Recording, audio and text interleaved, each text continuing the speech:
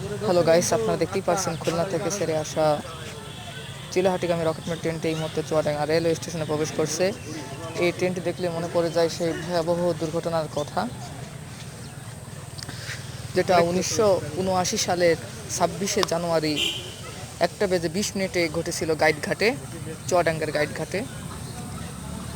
তো এই ট্রেনে দেখতে পারে সেই বড় দুর্ঘটনার কথা কিন্তু মনে পড়ে যায়। তো গাইস, ভিডিওটা কেমন আছে সকলেই জানাবেন কমেন্ট করে। ধন্যবাদ সবাইকে।